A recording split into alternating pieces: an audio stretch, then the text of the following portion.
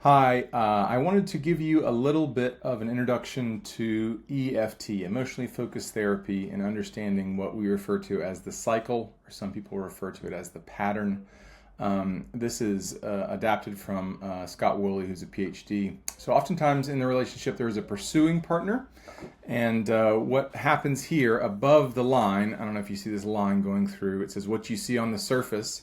The pursuing behavior will oftentimes, when they are reaching out for connection, when they're reaching out to be seen, they're reaching out to be understood. It can feel like an attack. It can feel like a criticism. And what happens is, from the top left of the screen, that action, when it goes down to the right, it goes to the primary emotion of the withdrawing partner. Oftentimes, this feels like sadness, fear of failing, or disappointment. But they share these unmet attachment needs of to feel important, of to feel loved. And what oftentimes can happen is a secondary emotion. So if you follow the loop to the top right, the behavior of the withdrawer will oftentimes shut down or avoid. And they think to themselves, I'm inadequate, I'm never going to be enough, or she's too demanding. Oftentimes in the cycle, there is a pursuer and a withdrawer. About 80% of couples has the pursuing partner as the woman in the relationship, and the man is more of the withdrawer. About 20% of the time, the man is the pursuer. In my personal experience, but numbness and a frustration is a way that they cope with feelings of with pain. And so what happens is the withdrawing partner can shut down, and that begins to be the trigger for the pursuing partner. So we go from the top right, underneath the surface, to the bottom left. And oftentimes the primary emotion for the pursuer is this fear of abandonment, sadness, pain. And then that moves them up. And the way they protect themselves, they move towards anger and frustration. And they might tell themselves, I don't feel important. He doesn't care about me. She doesn't care about me. Those are all very normal things.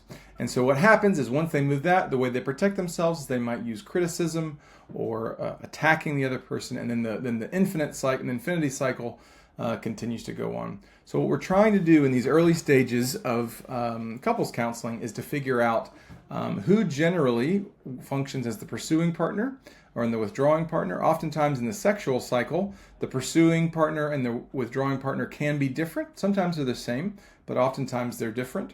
And so we've had to figure out, how can we take ownership of the way we protect ourselves. Again, this is above the line.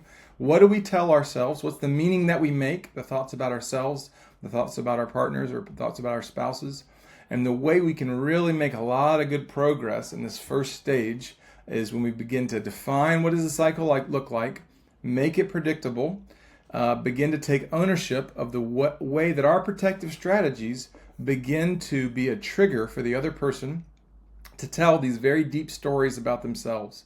Sometimes the pursuer will say, I don't feel worthy of their love. I don't feel like he cares or she cares. I don't feel appreciated. It feels like I'm doing everything, they're not doing anything. Oftentimes the withdrawer uses their protection. The withdrawer is oftentimes trying to bring down the temperature in the room. They're trying to keep the peace. They're trying to de-escalate.